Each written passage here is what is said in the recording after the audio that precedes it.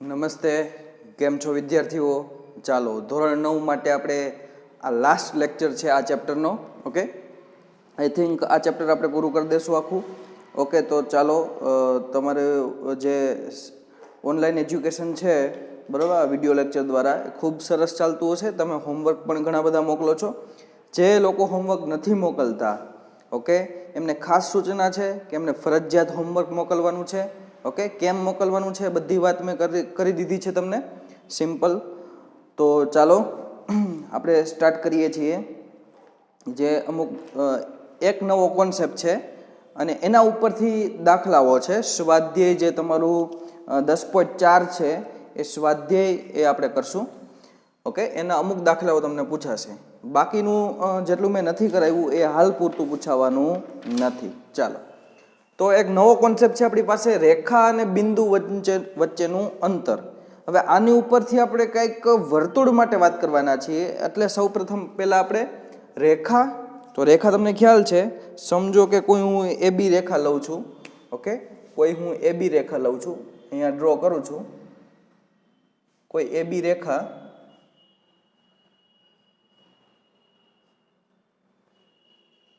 Okay,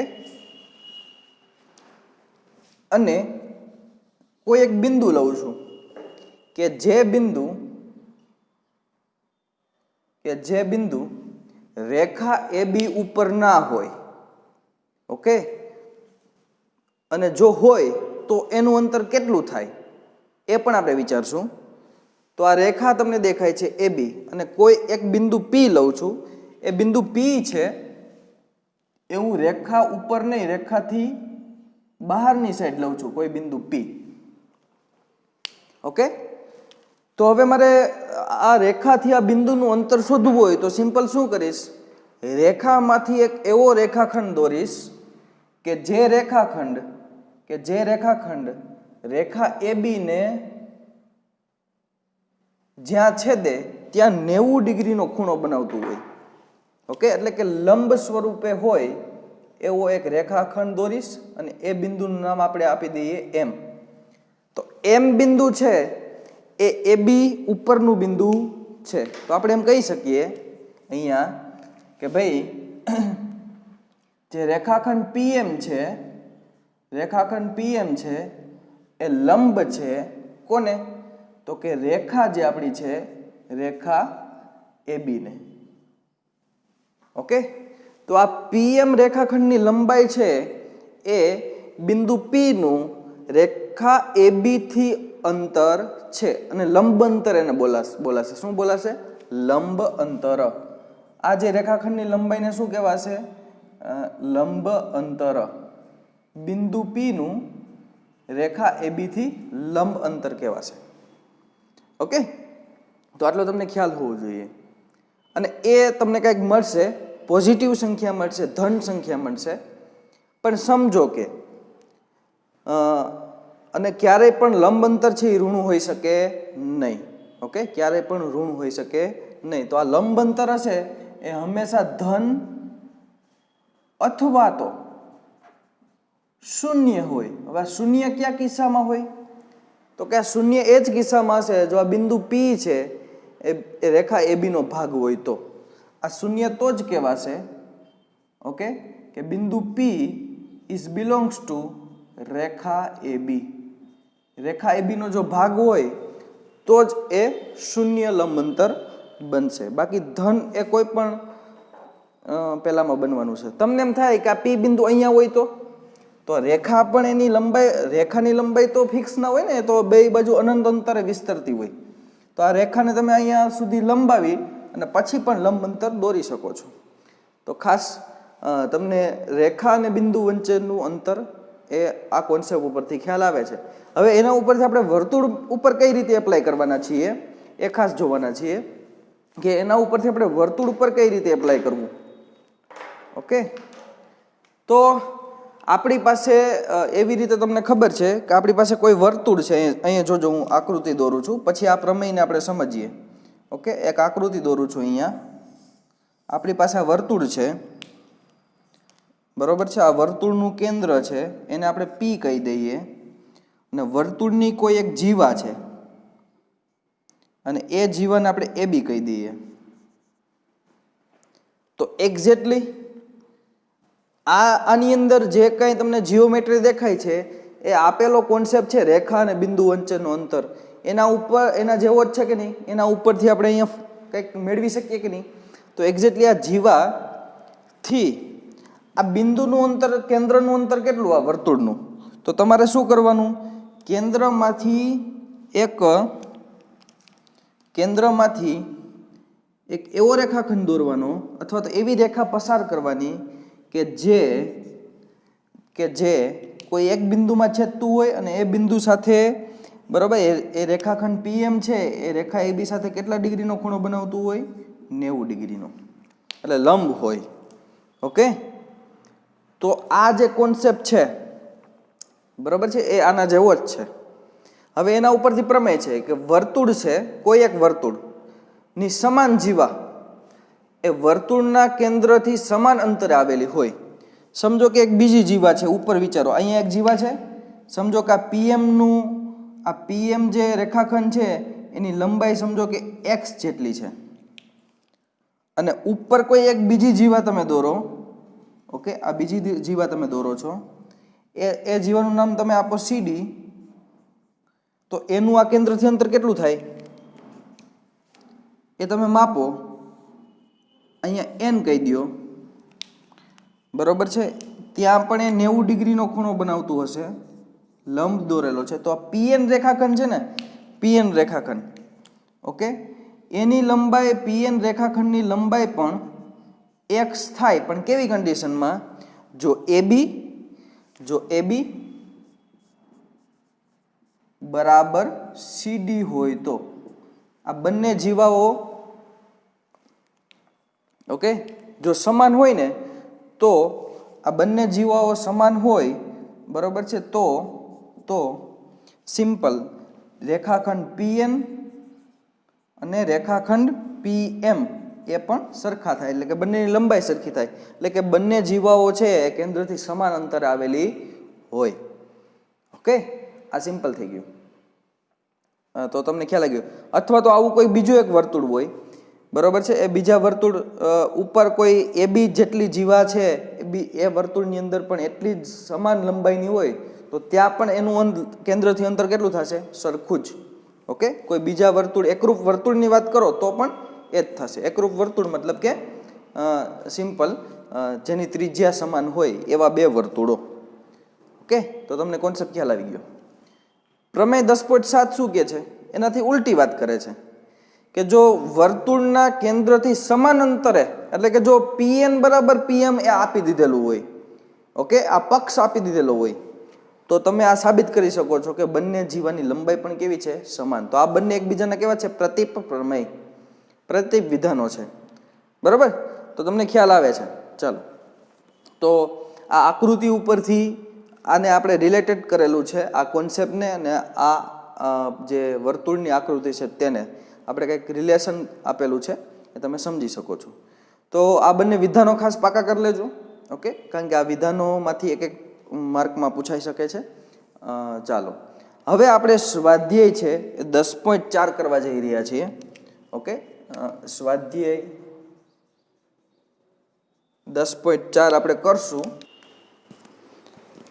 okay, આપણે હવે સ્વાધ્યાય 10.4 ઓકે એના અમુક દાખલાઓ જોવાના છે. એમાં દાખલા નંબર 1 છે, હું તમને હવે કરાવું છું. ઓકે, દાખલા નંબર 1ની તમે આખું સિમ્પલ વાંચશો તો તમને ખ્યાલ આવી જશે. ઓકે, અને એ લંબ અંતરથી સોલ્વ થાય છે, એટલે આપણે દાખલો કરીએ છીએ. કોન્સેપ્ટ સામે છે. શું કીધું છે? 5 સેન્ટીમીટર અને 3 સેન્ટીમીટર ત્રિજ્યાવાળા બે વર્તુળ છે. તો 5 અને 3 સેન્ટીમીટર એ આપણા માટે ગાણિતિક કંઈક શબ્દો છે, તો એને આપણે નોટ કરી લઈએ, અંડરલાઈન કરી લીધું છે. એવા બે વર્તુળો બનાવવાના છે અને બે બિંદુમાં છેદે છે. તો એમના બંને કેન્દ્ર વચ્ચેનું અંતર 4 સેન્ટીમીટર છે. તો સામાન્ય જીવાની લંબાઈ શોધો. તો હવે આકૃતિ કઈ રીતે બનાવશું? સિમ્પલ, એક તો 5 સેન્ટીમીટર વાળું, એટલે કે એક મોટું વર્તુળ બનાવીએ છીએ. ઓકે, જીઓમેટ્રી થોડીક વ્યવસ્થિત દોરીએ છીએ, મોટી, જેથી કરીને ખ્યાલ આવે. ઓકે, એક 3 સેન્ટીમીટર વાળું દોરવાનું છે, ત્રિજ્યા વાળું વર્તુળ, અને એ બે બિંદુમાં છેદે છે. ઓકે, એ બે બિંદુમાં છેદે છે તો સિમ્પલ આપણે એને આવી રીતે ઓવરલેપ કરીને બતાવશું. ઓકે,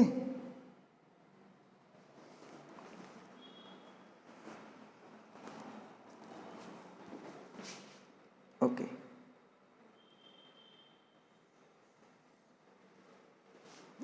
આપણે એકદમ એવી રીતે બનાવશું એને કે જેથી કરીને એક આકૃતિ છે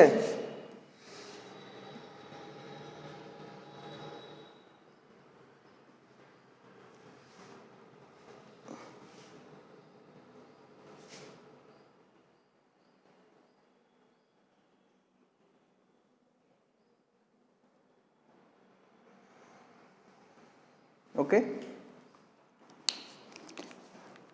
તો અહીંયા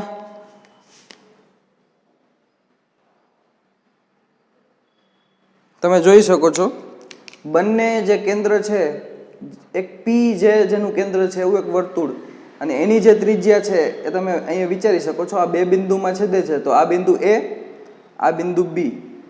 આ કેન્દ્રનું નામ પી આપેલું છે, બીજા વર્તુળના કેન્દ્રનું નામ આપણે આપી દઈએ ક્યુ.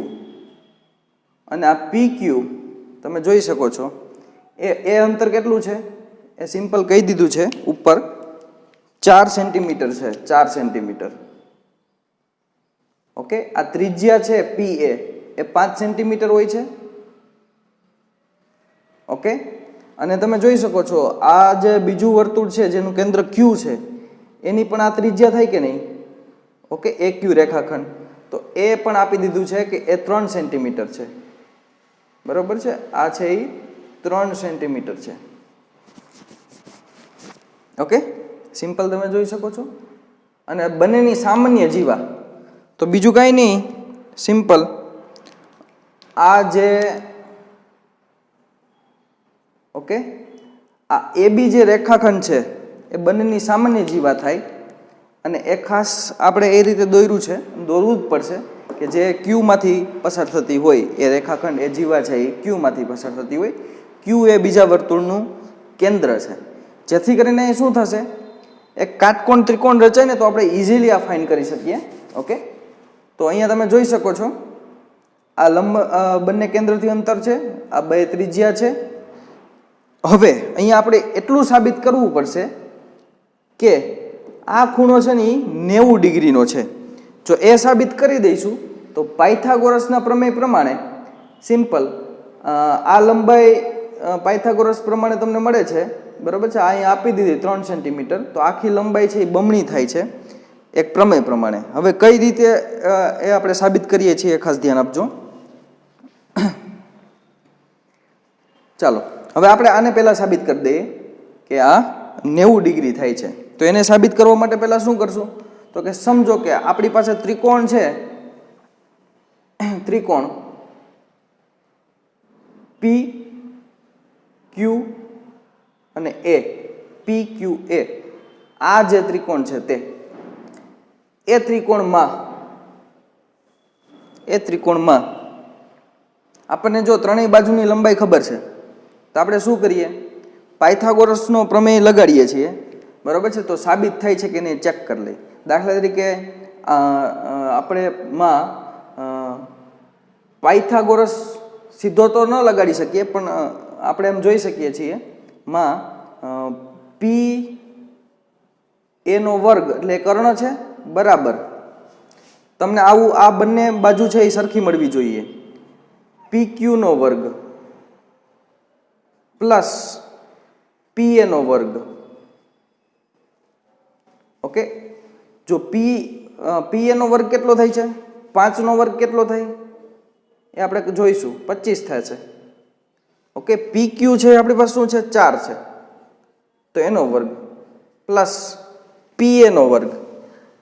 ઓકે, સોરી પી એ નહીં, એક ક્યુ નો વર્ગ આવશે અહીંયા,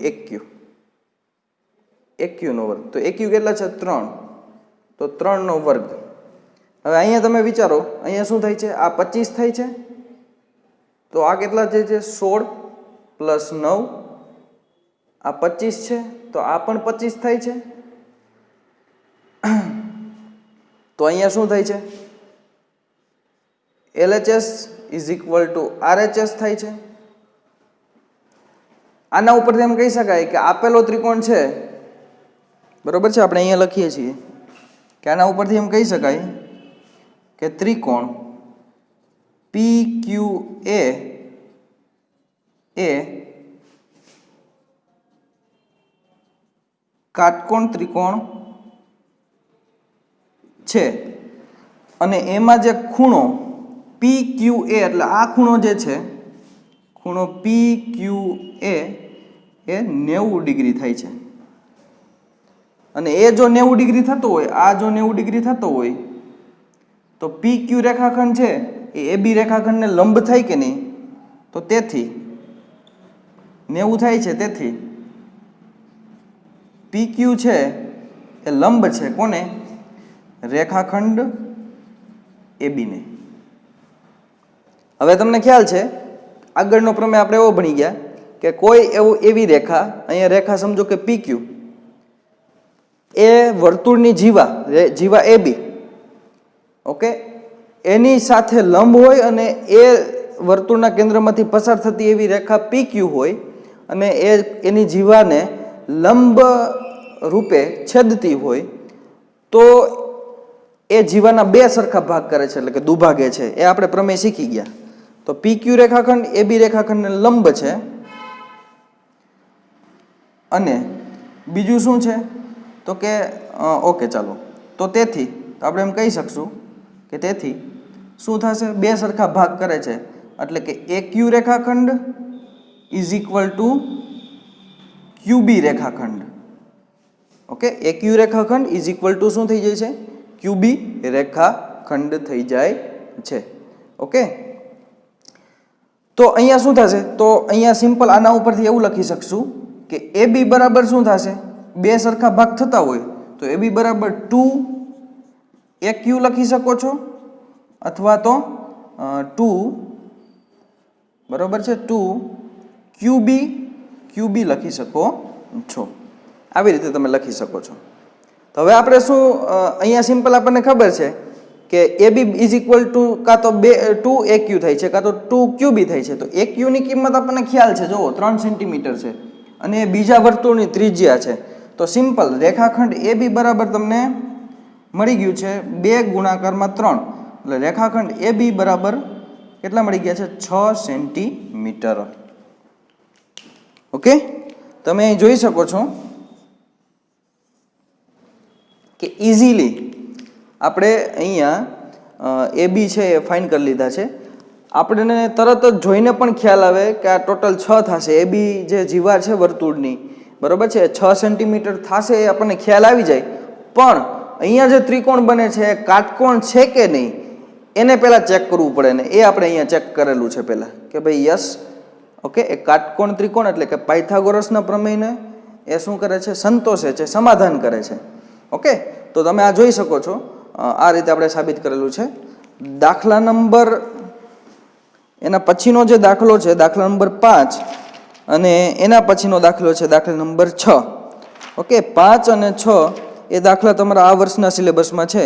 બાકીના જે દાખલાઓ છે, ઓકે, દાખલા નંબર 2, 3 અને 4 એ આ વર્ષના સિલેબસમાં નથી. તો આપણે રિવિઝનમાં જોઈશું. ઓકે,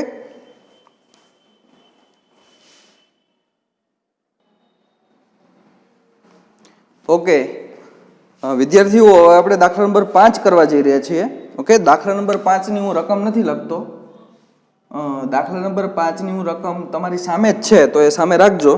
ઓકે, ટેક્સ્ટ બુક સામે રાખજો ખાસ. અને આપણે એની સીધી વાત છે એ આપણે જોઈએ છીએ. શું કહે છે?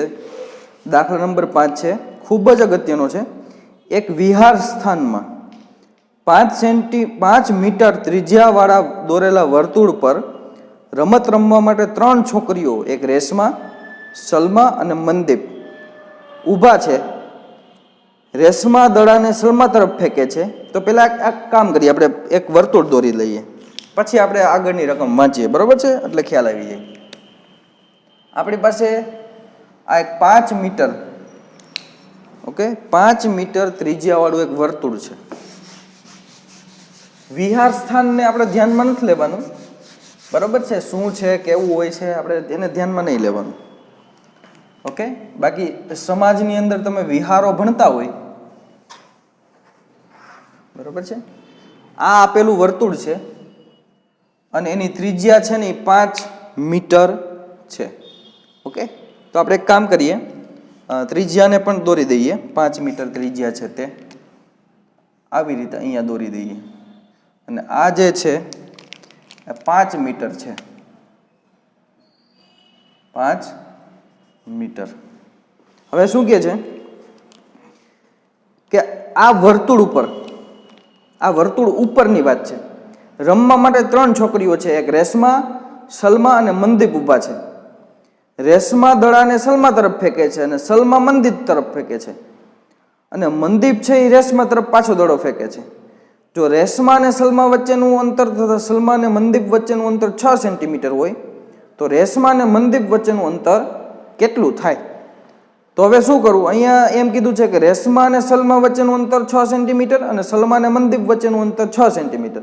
તો હું શું કરું, અહીંયા છે ને આપણી જે ત્રિજ્યાનું પોઈન્ટ છે ને ત્યાં જ હું લખી દઉં છું. અહીંયા સમજો કે રેશમા ઊભી છે, અહીંયા સમજો કે સલમા ઊભી છે એટલે એસ, અને અહીંયા સમજો કે મનદીપ ઊભો છે એમ, ઊભી છે, બરાબર છે, એ પણ છોકરી જ છે. તો તમને ખબર છે આ પણ એક ત્રિજ્યા થશે, આ પણ એ ત્રિજ્યાની લંબાઈ થશે આ દરેક સાથે, બરાબર છે. આ દરેક 5-5 મીટર થવાનું છે કારણ કે વર્તુળ પરના જે એ છોકરાઓ એ છોકરીઓ ઊભી છે.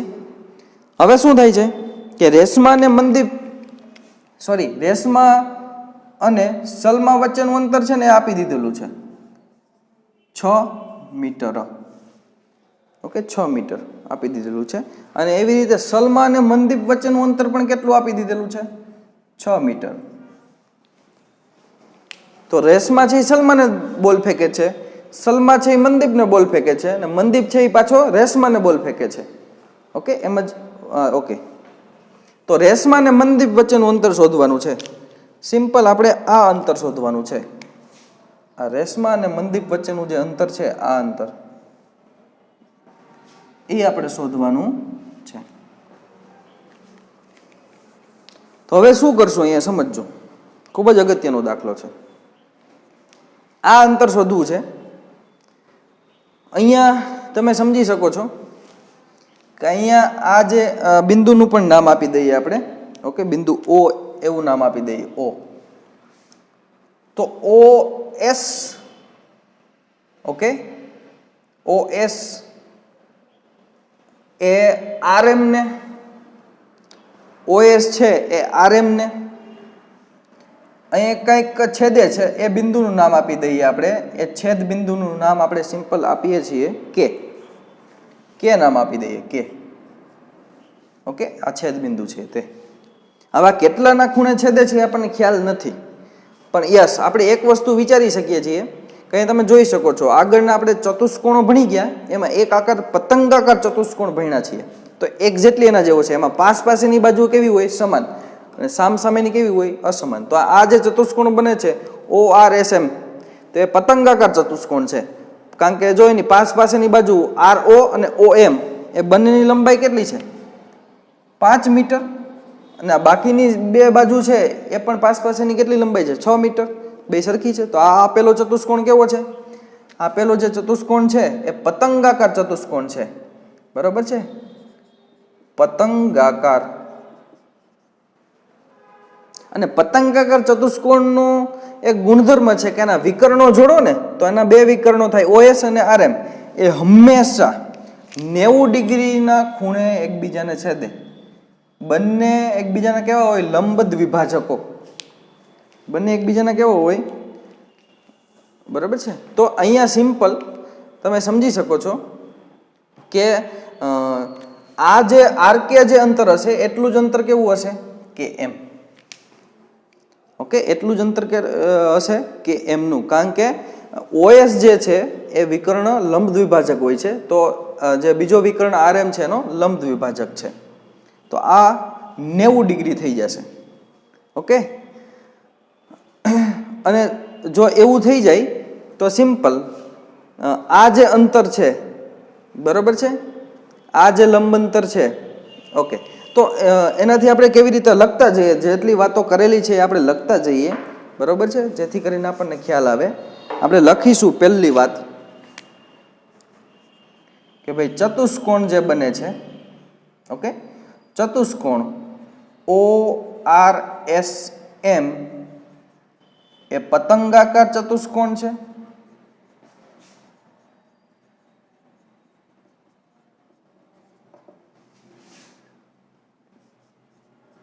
બરોબર, તેથી શું થશે?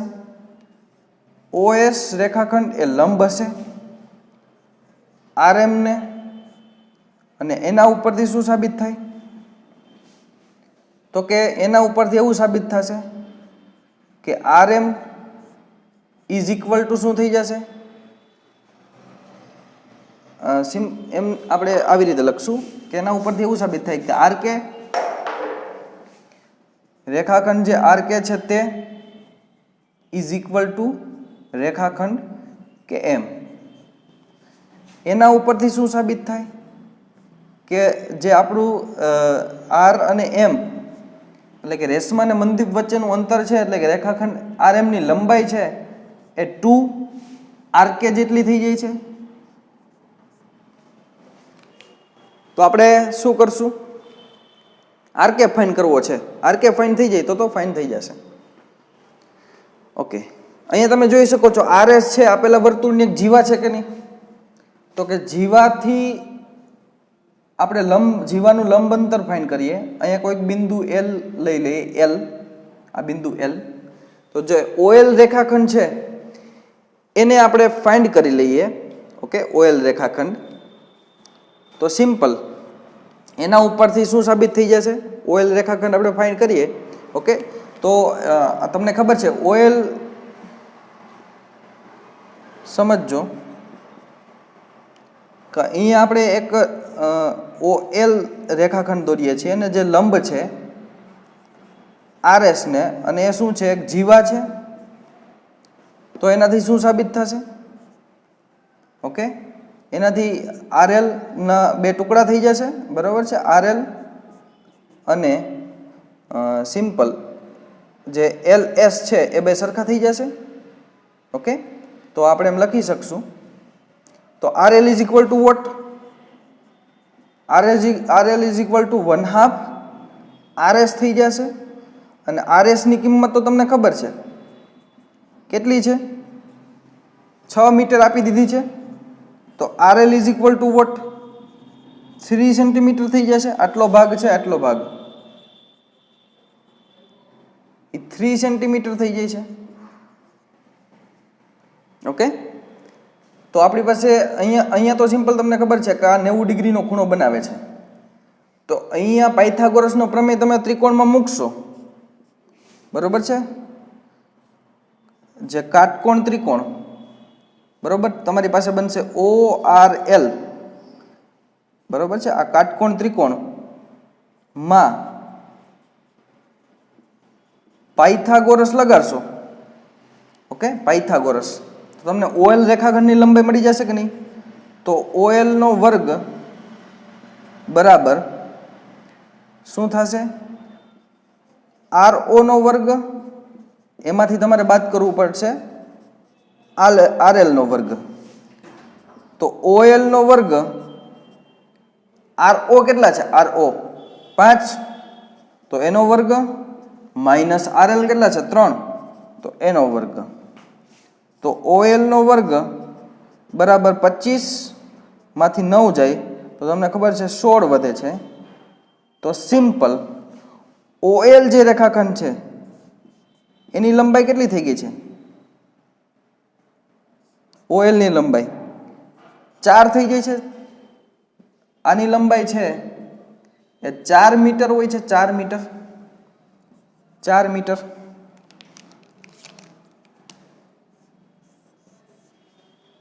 ઓકે, હવે આપણે શું કરશું? તો કે અહીંયા જે ત્રિકોણ ORS છે એનો જો આ વેધ છે અને આ પાયો છે RS ની કિંમત ખબર પડી ગઈ, OL ની કિંમત ખબર પડી ગઈ, તો આપણે ક્ષેત્રફળ શોધી શકશું. એવી રીતે અહીંયા તમને ખબર છે આ જે આપણે સાબિત કરેલું છે બરોબર છે કે આ પતંગાકાર ચતુષ્કોણ હોય તો OS બરોબર છે અને લંબ હોય એને RM. તો અહીંયા જે ખૂણો બને છે એ 90 ડિગ્રીનો બને છે, મતલબ કે આ પણ વેધ છે, આ પાયો બનાવી શકાય છે. તો ક્ષેત્રફળ ઉપરથી આપણે શું શોધી શકશું? RK. ઓકે, ક્ષેત્રફળ ઉપરથી આપણે RK શોધી શકશું. કઈ રીતે સમજજો.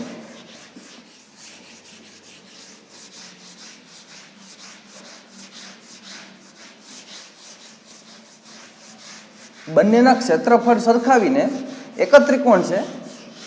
ઓકે, એ ત્રિકોણનું ક્ષેત્રફળના બે સૂત્રો બનશે અલગ અલગ, કારણ કે ત્યાં બે પાયા ને બે વેધ અલગ અલગ તમે લઈ શકશો. અહીંયા શું થશે? જે આપણી પાસે ત્રિકોણ છે, ત્રિકોણ ORS માં આપણે શું કરશું? ત્રિકોણ ORS નું ક્ષેત્રફળ બરાબર 1/2 પાયો ગુણાકારમાં વેધ. તો પાયો શું છે? પાયો તમને ખ્યાલ છે OL, અને વેધ શું છે? સોરી, પાયો શું છે? ORS છે ને, પાયો RS છે, અને વેધ શું છે? OL. બીજું તમે શું લખી શકો? આ 1/2 બરોબર છે ગુણાકારમાં. એક મિનિટ, અને આ રીતે લખીએ તો ખ્યાલ આવશે. બીજું તમે આવી રીતે લખી શકો છો, ઇઝ ઇક્વલ ટુ 1/2. બીજો પાયો તમે OS લઈ શકો છો, અને વેધ છે એ તમારો RK તમે લઈ શકો છો. તો અહીંથી 1/2 કેન્સલ. તેથી RS is equal to what? 6 centimetre.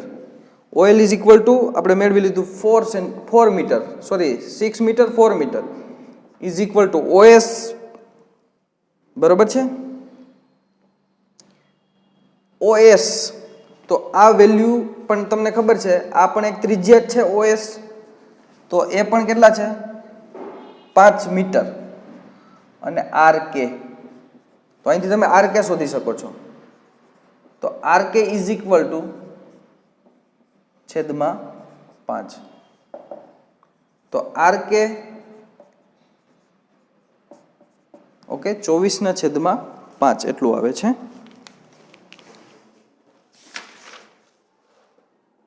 Okay, આને તમે લખી શકો છો 8.5 મીટર. ઓકે, તો RK તમને મળી ગયા છે, તો 2RK કરો. તો તેથી તમને સિમ્પલ RM પણ મળી જાય છે. RM 2RK કરો તો 2 ગુણાકારમાં 8.5 કરો તો સિમ્પલ તમને RM મળે છે 8 ના ડબલ. બરોબર છે? તો ટોટલ 17 મીટર છે એ રેશમા અને મનદીપ વચ્ચેનું અંતર હશે. આ તમારો જવાબ છે.